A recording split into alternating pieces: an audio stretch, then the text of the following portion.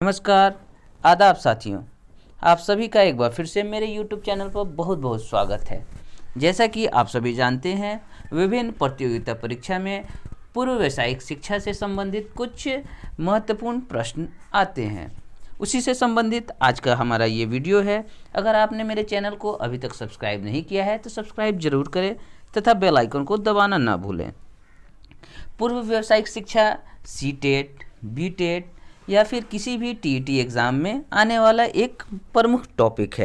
साथ ही निष्ठा के मॉड्यूल 16 में भी इस टॉपिक को पढ़ना है।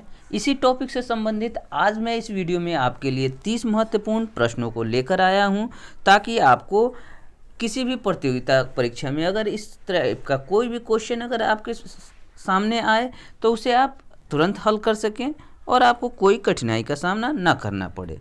तो चलिए वीडियो को हम शुरू करते हैं और 30 प्रश्न के उत्तर देने का प्रयास करते हैं। भारत में अर्थव्यवस्था में परिवर्तन के क्या कारण हैं? इसके ऑप्शंस हैं वैश्वीकरण, डिजिटाइजेशन, ऑप्शन ए और बी दोनों, इनमें से कोई नहीं। तो इसका जो सही उत्तर होगा, भारत में अर्थव्यवस्था के परिवर्तन के प्रमुख कारणों में से वैश्वीकरण और डिजिटाइजेशन दोनों हैं। 2022 तक वैश्विक स्तर पर उच्च कौशल युक्त कर्मियों की आवश्यकता होगी। ऑप्शंस हैं 30%, 40%, 50% या 80%। तो इसका जो सही उत्तर होगा वो होगा 40%। 2022 तक वैश्विक स्तर पर उच्च कौशल युक्त कर्मियों की आवश्यकता होगी। अगला प्रश्न है 50% विद्यार्थियों को व्यावसायिक शिक्षा का प्रशिक्षण देने का कब तक लक्ष्य रखा गया है? ऑप्शंस है 2022, 2021, 2025 या 2030। तो इसका सही उत्तर होगा 2025। अगला प्रश्न है स्कूली शिक्षा में व्यावसायीकरण के कितने चरण हैं? ऑप्शंस हैं 5, 3, 2 या 7। तो इसका जो सही उत्तर होगा, स्कूली शिक्षा में व्यावसायीकरण के 3 चरण हैं। और वो कौन से 3 चरण हैं आगे के क्वेश्चन में हम देखते हैं। अगला प्रश्न है स्कूली शिक्षा में व्यावसायीकरण के कौन कौन से चरण हैं? ऑप्शंस है जागरूकता, अन्वेषण, प्रशिक्षण, उपयुक्त सभी। तो इसका जो सही उत्तर होगा वो होगा उपयुक्त सभी। स्कूली शिक्षा के व्यावसायीकरण में जागरूकता, अन्वेषण और प्रशिक्षण ये तीनों महत्वपूर्ण चरण हैं। अगला प्रश्न है किस वर्ग के विद्यार्थियों को व्यावसायिक अवसरों के बारे में जानकारी दी जाएगी?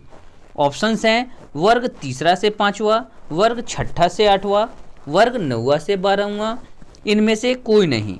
तो इसका सही उत्तर होगा वर्ग 6 से 8वां के बच्चों को व्यावसायिक अवसरों के बारे में जानकारी दी जाएगी। उत्कृष्ट व्यावसायिक शिक्षा के प्रोग्राम ऑफर किन विद्यालयों के माध्यम से किए जाएंगे? ऑप्शंस हैं प्राथमिक विद्यालय, माध्यमिक विद्यालय, उच्च माध्यमिक विद्यालय, माध्यमिक और उच्च माध्यमिक विद्यालय। तो इसका जो सही उत्तर होगा वो होगा माध्यमिक और उच्च माध्यमिक विद्यालयों के माध्यम से उत्कृष्ट व्यावसायिक शिक्षा के प्रोग्राम ऑफर किए जाएंगे। अगला प्रश्न है व्यावसायिक शिक्षा क्या है? तो इसका आंसर होगा सामान्य शिक्षा के पाठ्यक्रम में व्यावसायिक विकास, कैरियर में सुधार और पार्श्व प्रवेश के अवसर प्रदान करता है, उसे व्यावसायिक शिक्षा कहा जाता है। अगला प्रश्न है माध्यमिक शिक्षा आयोग कब आई थी? इसके ऑप्शंस है 1950-52, 1952-53, 1986 या 1975। तो इसका जो सही उत्तर होगा माध्यमिक शिक्षा आयोग 1952-53 में आया था। अगला प्रश्न है भारतीय शिक्षा आयोग को हंटर कमीशन के नाम से भी जाना जाता है, जिसमें कहा गया है कि विश्वविद्यालय के पाठ्यक्रम में प्रवेश परीक्षा के लिए छात्रों को तैयार करने के लिए पहले 2 विशिष्ट धाराएं होनी चाहिए और इसकी डैश व्यवसाय के लिए। तो इसके ऑप्शंस हैं नैदानिक, पारंपरिक, व्यवहारिक, सैद्धांतिक। तो इसका जो सही उत्तर होगा वो होगा ऑप्शन सी, व्यवहारिक।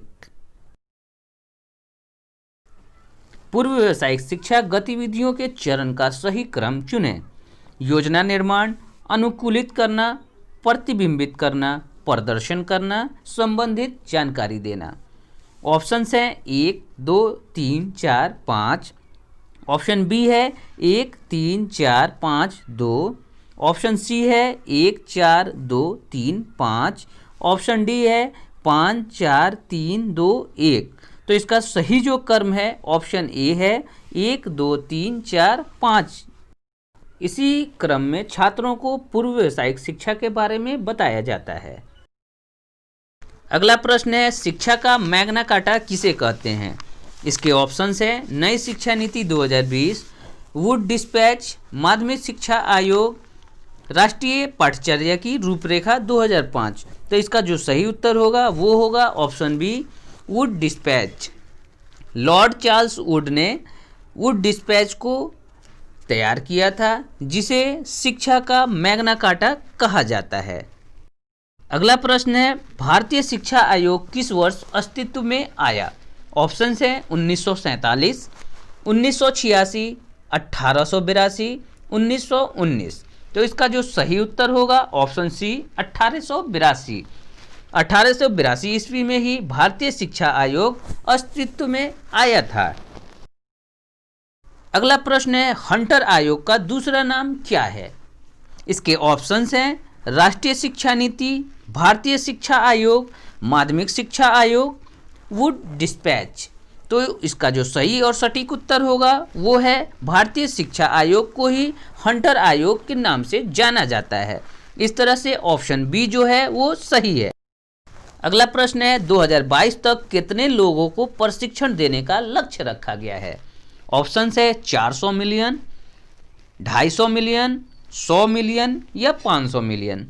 तो इसका आंसर होगा 400 मिलियन। 2022 तक 400 मिलियन लोगों को प्रशिक्षण देने का लक्ष्य रखा गया है। नेक्स्ट क्वेश्चन है, व्यावसायिक शिक्षा के उद्देश्य क्या क्या हैं? ऑप्शंस है विद्यार्थियों में आत्मविश्वास लाना, कुशल जनशक्ति की मांग और आपूर्ति के बीच अंतर कम करना, प्रत्येक व्यक्ति के लिए रोजगार के अवसर बढ़ाने तथा उनकी रुचि के अनुसार रोजगार और शिक्षा देना, उपयुक्त सभी। तो इसका जो सही उत्तर होगा वो है उपयुक्त सभी। व्यावसायिक शिक्षा के ये प्रमुख उद्देश्य हैं। अगला प्रश्न है, किस वर्ष में महात्मा गांधी ने आग्रह किया कि मैनुअल और उत्पादक कार्य को परीक्षा में स्थान मिलना चाहिए? ऑप्शंस हैं 1947, 1937, 1917 या 1935। तो इसका जो सही और सटीक उत्तर होगा वो होगा 1937। अगला प्रश्न है, वर्धा शिक्षा योजना क्या है? वुड डिस्पैच, महात्मा गांधी की नई तालीम, कोठारी कमेटी, इनमें से कोई नहीं। तो वर्धा शिक्षा योजना महात्मा गांधी की नई तालीम को ही कहा जाता है। इस तरह ऑप्शन बी जो है वो सही है। भारतीय स्कूलों में शिक्षा के व्यावसायीकरण को किस नामों से जाना जाता है? तो इसका आंसर होगा प्राथमिक और माध्यमिक विद्यालय कक्षा 1 से 8वीं तक में व्यावसायिक शिक्षा को कार्य अनुभव या सामाजिक रूप से उपयोगी और उत्पादक कार्य के रूप में जाना जाता है, जबकि इसे कक्षा 9वीं और 10वीं में पूर्व व्यावसायिक शिक्षा कहा जाता है। अगला प्रश्न है, पूर्व व्यावसायिक शिक्षा योजना की क्या मुख्य विशेषताएं हैं? तो इसका आंसर होगा पूर्व व्यावसायिक शिक्षा के मुख्य विशेषताएं। पहला, कार्य अनुभव के बदले पूर्व व्यावसायिक शिक्षा की पेशकश की जा रही है। दूसरा, प्रति सप्ताह न्यूनतम 6 पीरियड की अवधि आवंटित की जाएगी। तीसरा, यह केवल उन्हीं स्कूलों में शुरू किया जाएगा जहां +2 स्तर पर व्यावसायिक पाठ्यक्रम प्रस्तुत किए जा रहे हैं और इन चुने हुए पूर्व व्यावसायिक पाठ्यक्रम के लिए नियमित बुनियादी सुविधाएं उपलब्ध हैं। चौथा और आखिरी, निम्न माध्यमिक स्तर पर पूर्व व्यावसायिक शिक्षा के पूरा होने के पश्चात उत्तीर्ण विद्यार्थियों को संबंधित पाठ्यक्रम में विपणन कौशल प्राप्त करना चाहिए। अगला प्रश्न है, वर्तमान में किस प्रकार की शिक्षा छात्रों तथा समाज के लिए लाभप्रद है? ऑप्शन हैं रोजगार परक व्यावसायिक शिक्षा, विशेषज्ञता प्रदान करने वाली शिक्षा, प्रौद्योगिकी का ज्ञान देने वाली शिक्षा, नैतिक मूल्यों को उजागर करने वाली धार्मिक शिक्षा। तो इसका जो आंसर होगा ऑप्शन ए रोजगार परक व्यावसायिक शिक्षा। अगला प्रश्न है भारत में शिक्षा के व्यावसायीकरण की पहली बार सिफारिश की गई थी। ऑप्शंस हैं डॉक्टर राधाकृष्णन आयोग, मुदलियार आयोग, कोठारी आयोग, नई शिक्षा नीति। तो इसका सही जो उत्तर होगा ऑप्शन बी मुदलियार आयोग की सिफारिश के फलस्वरूप ही भारत में पहली बार व्यावसायिक शिक्षा पर जोर दिया गया था। मैकलम एस आदिशय्या समिति 1978 का संबंध किस शिक्षा से है? ऑप्शंस हैं व्यावसायिक शिक्षा, माध्यमिक शिक्षा, बुनियादी शिक्षा, इनमें से कोई नहीं। तो इसका आंसर होगा ए व्यावसायिक शिक्षा से इसका संबंध है। अगला प्रश्न है बहुउद्देशीय विद्यालयों की स्थापना व्यावसायिक शिक्षा हेतु किस आयोग की सिफारिश पर की गई थी?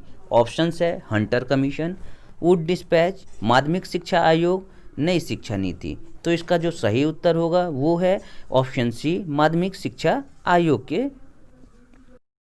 अगला प्रश्न है कौशल विकास और उद्यमिता मंत्रालय कब बना? ऑप्शंस हैं 2009, 2014, 2017 या 2020। तो इसका आंसर होगा कौशल विकास और उद्यमिता मंत्रालय 2014 में अस्तित्व में आया था।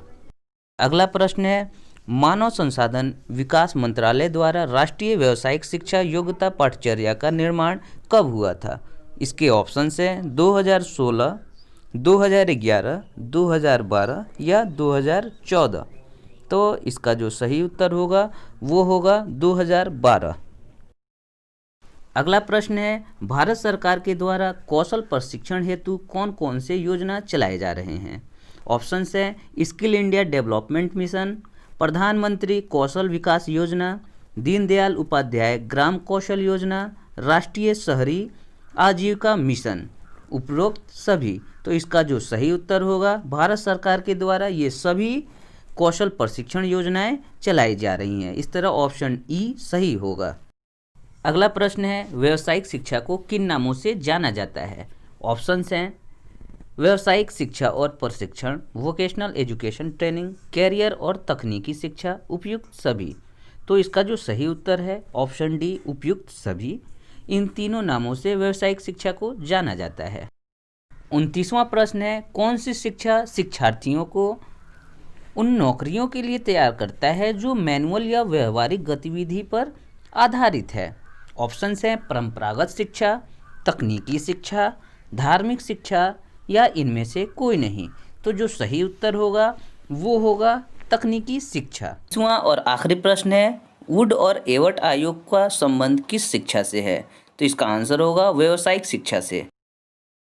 वीडियो के अंत तक बने रहने के लिए आपका धन्यवाद।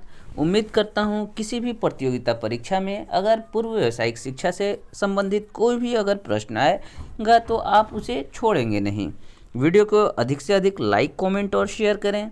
चैनल पे अगर नए हैं तो चैनल को सब्सक्राइब करना ना भूलें ताकि आने वाले हर एक वीडियो का आपको नोटिफिकेशन मिल सके। धन्यवाद। जय हिंद।